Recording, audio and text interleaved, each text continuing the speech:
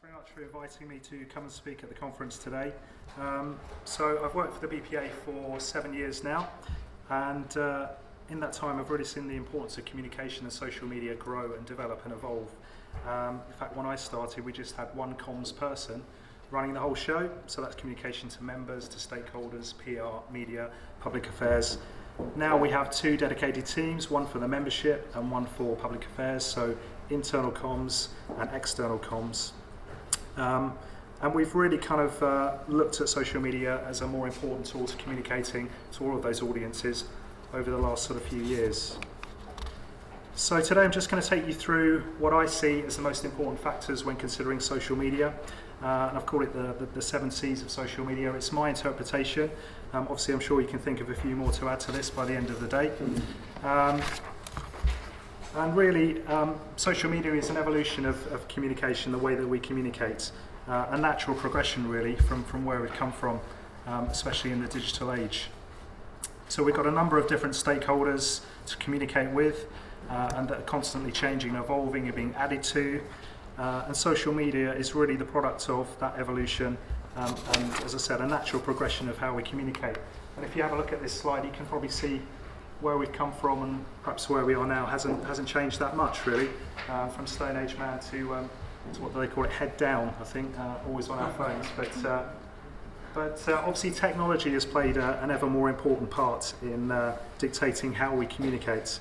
And our ability to communicate with multiple audiences has increased and improved, and we're receiving constant updates. We're instantly accessible at all times.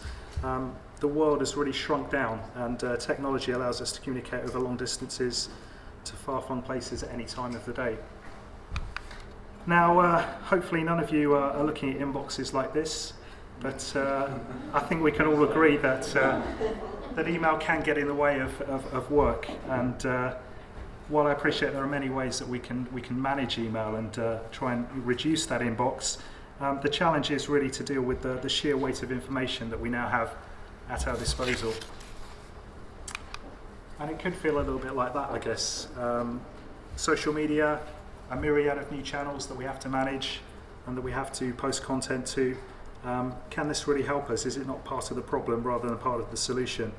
But I feel, this sometimes is how we as comms managers and head of comms can feel. And yeah, we're very busy people. That means we're time poor. Our time is a precious commodity, but because of our willingness to stay connected, quality time is ever more hard to come by. So if we're going to continue to communicate effectively, we really need a medium that is instant, direct, and concise. And for me, social media meets that need. Now, I'm not going to be talking about all of these channels today. There's clearly some that you recognise up there. Maybe there's a few that are new to you. But it really demonstrates that this social media kind of landscape is really evolving and changing and growing ever more. But I think it's more about how you can use social media channels effectively to communicate with your audience, and that's really the key. It's what works for you as an organisation in order to meet your objectives. It's not about doing something just because you can, just because it's there. It's important you give thought to the challenges that you have and what you want to achieve as an organisation. So number 2 is the second most important, I guess, and that's content. We often hear the phrase content is king. It's one of the best ways to engage effectively with your audience, to create relevant and engaging content. So thoughts, tweets, exclamations, musings, they're all ways to be creative and engaging. And content is often referred to as king, and that's true for social. Posts which contain images, videos, and other media are the ones that are most likely to get that engagement. So do consider attaching photos to your tweets or any other connected image to increase engagement. I've just got a few examples of what we do at the BPA. So this one is very, very dynamic, very instant. Here we're doing some lobbying, calling on government to create one standard setting body for the private parking industry. And the actual lobbying document itself isn't particularly visually dynamic, but this is a way to increase engagement, encourage people to go and have a look at that document. There's a link in the tweet there, and it leaves you in no doubt as to what we're calling for with that tweet. Something which is a bit more involved here. These are some stills from a parking quiz that we launched recently back at the back end of August. The idea here is that you're in a parking scenario, you're in a car park, and you answer various questions to determine your parking personality. So there's 4 different types of personality. I think that was the one that I came out with, Perfect Parker, but I would say that, wouldn't I, anyway? But the idea is that you can share this through social media. It's a very positive way of encouraging one of our brands there, the Park Mark Award. So at the end of it, you either visit our website, you look for the car park finder, which can find a Park Mark awarded car park, or you share it with your friends. And we found a lot of engagement, a lot of discussion, a lot of chatter on social media following playing this game. In 24 hours, we had over 3,000 plays, and in the first sort of 48 hours, that had risen to 5,000. So we've had a lot of interest in this, and it's something that we'll probably be doing a lot more in the future. And I'm really pleased to say that yesterday we were shortlisted for the Association Network Award for Best Social Media Campaign, so we'll let you know how that pans out. Here again is something which isn't immediately relatable to parking perhaps, but quite a significant event recently. Obviously Marty and the doc travelled to the point in the future, from Back to the Future 2. I think the reason for this is to be topical, to be relevant. There's a lot of discussion in parking and traffic management at the moment about intelligent mobility, autonomous vehicles, smart cities, connected cars, that kind of thing. So it's an opportunity really to tap into that audience who would have found that interesting and curate different content that isn't immediately relevant to parking. And we'll talk about curation a little bit later on. So clearly we all need to take responsibility when posting on social media, exercising good judgment, common sense, and we've developed our own social media policy and guidelines to assist those who are unsure about what is expected from them when they're representing the association online. So we've also developed a content plan to be read alongside the policy. It's not an exact science, but here are some sort of tips for effective tweeting that you can perhaps employ in your association. So, be interesting, be informative, be expressive, be emotive. Important to be topical and relevant, also broad and balanced. The final one up there probably could raise a few eyebrows, and you need to use your best judgment really to decide which circumstances are going to allow you to be that way. And clearly that doesn't mean being rude or offensive, as we've heard in the workshop session before.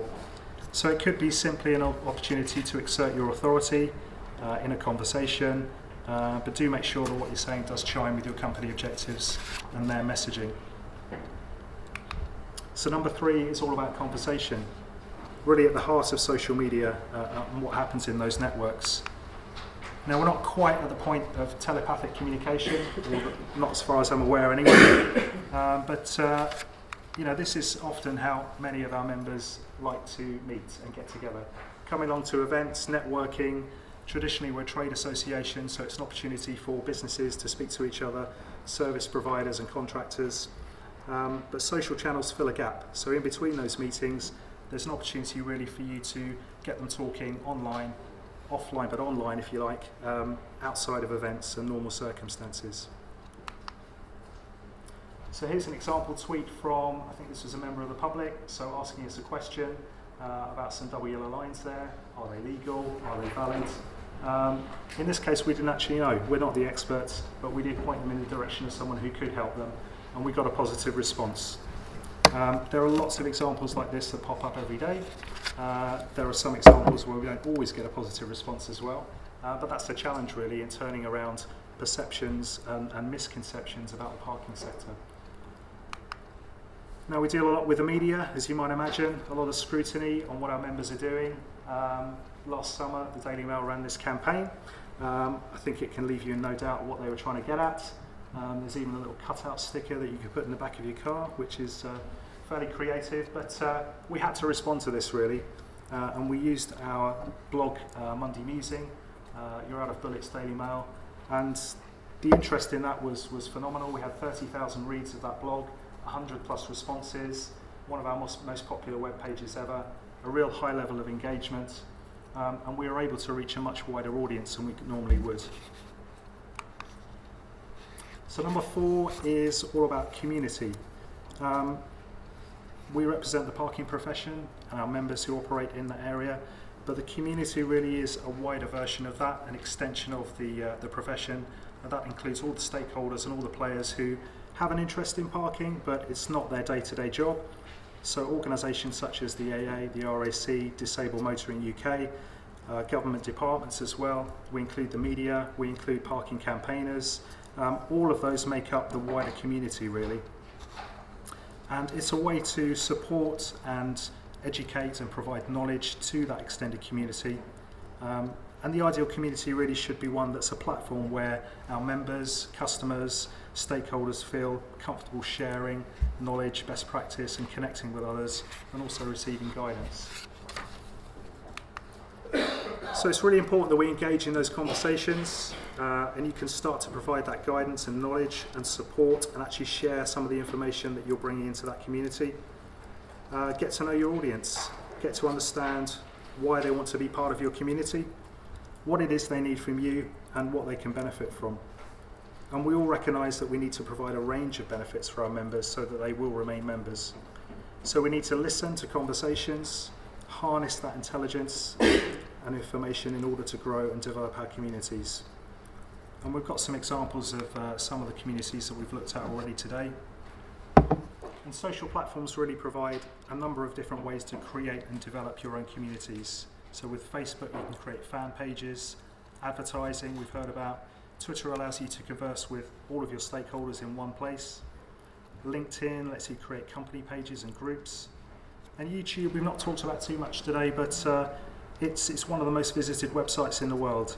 It's often overlooked as part of the social universe, but it's a very powerful platform for reaching in particular a younger audience. If you can create video content that adds value, it's definitely one worth considering. Yammer, it was good to see the case study from Yammer. We use Yammer as an internal network. We're just piloting how we can extend that so our members can use external networks as well. And I think despite being the butt of social media jokes for a long time now, and hence the slightly smaller graphic there, Google Plus apparently isn't going anywhere. It's just been given a revamp, and the new version is going to focus on collections and communities much more. So I don't think we can overlook that. I think it's still worth considering as a social community.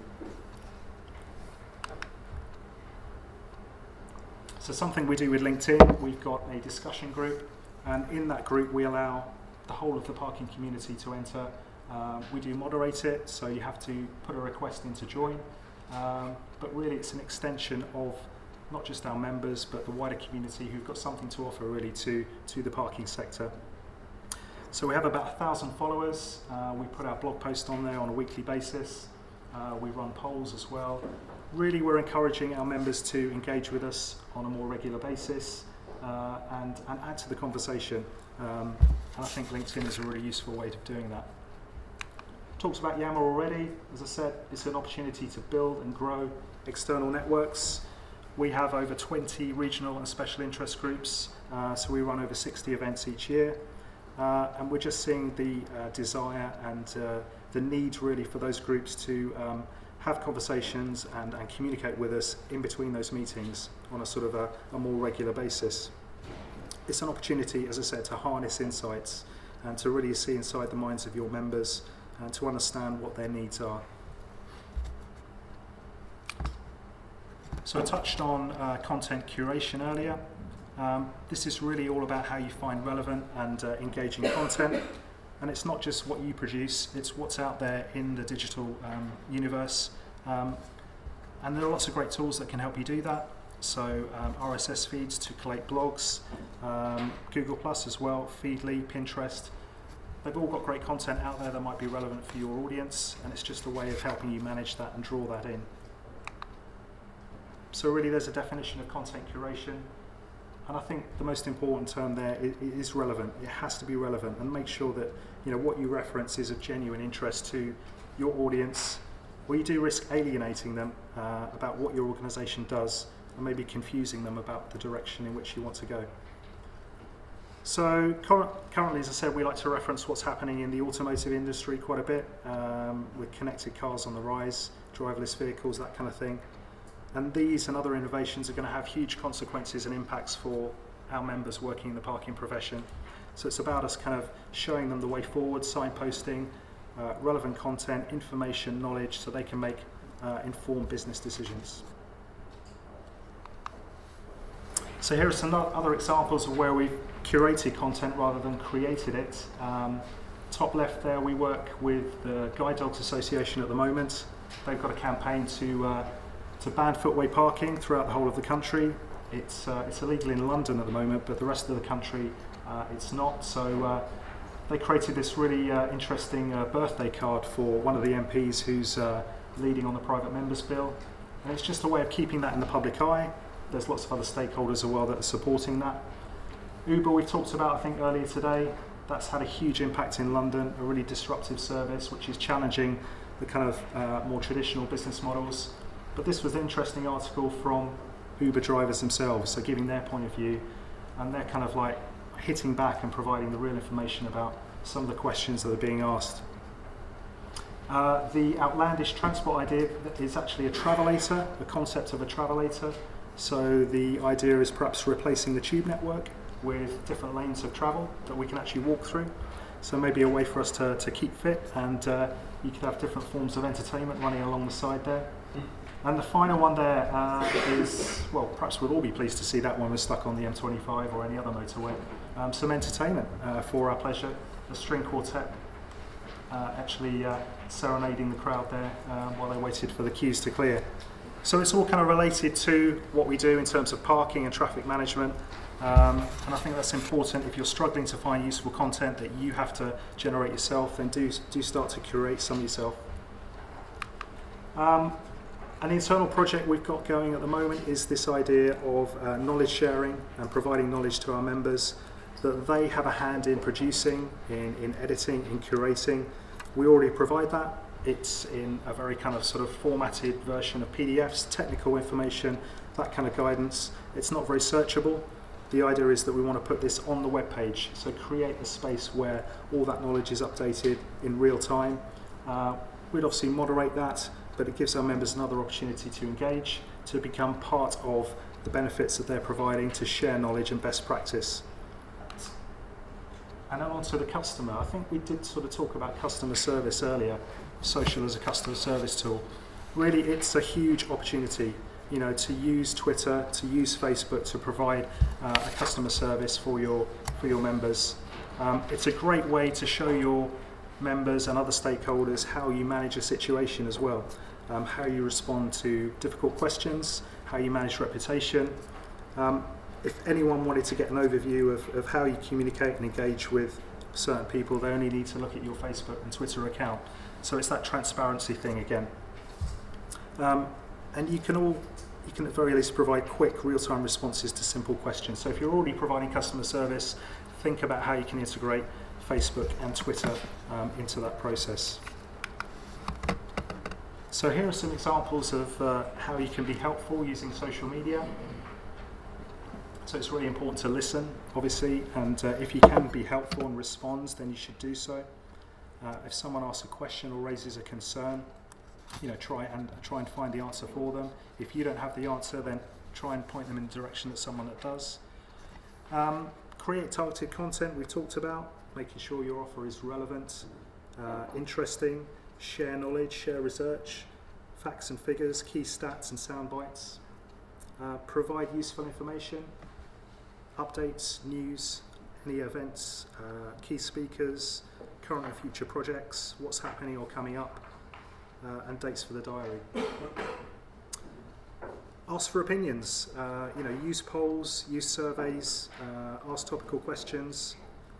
We had a Great British Parking poll that we ran recently, and that was a really interesting way to get people involved and responding to some of the key topics of the day. What are the hot potatoes, what are the hot issues that really everyone's talking about. And really important to bring people back into your community. So although you've got all these different kind of branded channels out there with Twitter, Facebook, LinkedIn, try and bring them back into your space and have those more delicate or involved or detailed discussions in your space, rather than trying to manage that situation on Twitter. You're limited in terms of the characters you can use, obviously, and I think, do try and, bring them back into your space so you can have a more detailed conversation. So the final C is champion, and what do I mean by that? Well, there's one example there. Had to get that in there, and here's another one if you prefer rugby.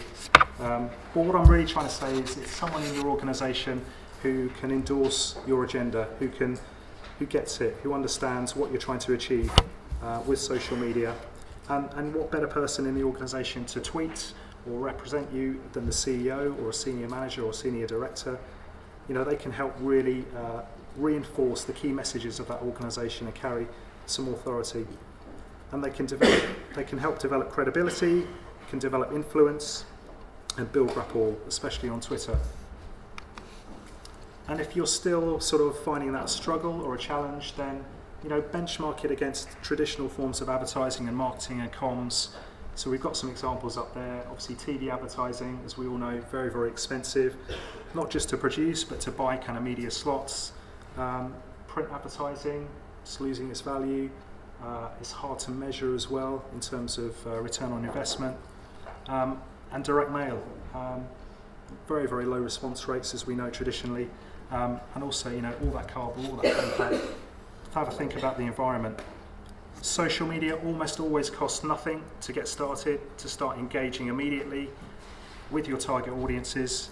From here, it's really possible to start to build and grow your audience and build brand awareness. And so over a longer time frame, with the right strategy and a focused, flexible content plan and some dedicated resource, you can really start to make a difference and start meeting some of your objectives. And just some final thoughts really. Social media, it's always on. It doesn't go to sleep. It's 24/7. Twitter and Facebook don't open and close at certain times. And I think we've got to understand that. And it's something that brands are having to deal with and recognise, especially if they want to meet customers' expectations and provide a seamless service. It's consistency across all your communication channels. So society is increasingly operating 24/7. We're more demanding about what we want to do, when we want to do it. And the more that becomes the norm, the more pressure that's going to place on organisations to be available for our customers, our members, around the clock. And social media needs, as I said, full-time attention. And that's something we're going to have to sort of understand. How do we properly, effectively resource that? What are the consequences in terms of budget? What's the risk of not doing that? It's an important question maybe to ask in your organisation. But social media is now a proven way really to underpin your strategic objectives and used correctly as part of an integrated comms plan. Being active and engaging online, it can really add real benefits and attract new audiences. So finally, really the future, and these guys are going to be our members of the future, decision makers of the future. They've always known the internet. Social media is nothing new to them. It's what they're going to grow up with, and we really need to tap into that and provide user experiences and great engaging experiences that they're going to find new, they're going to find exciting, and that's really all I've got to say. Fantastic, though. Let's have a round of applause there.